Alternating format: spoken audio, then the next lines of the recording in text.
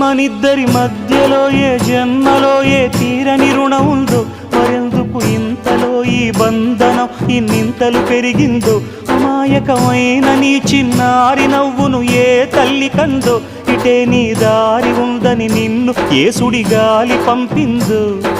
పాపం పుణ్యం దేవుడికెరుక, పేదకు దొరికిన బంగారు కణిక, పాలు వెన్నాలేవని అనక ప్రేమను తాగి పెరగవెసిలక.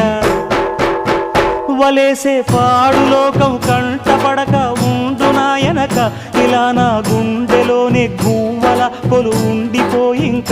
ఇటే పోస్తే ఎమున్నైనా నిలేస్తానే, మరింక ఏ కీడు నీ వంక రాలేదు.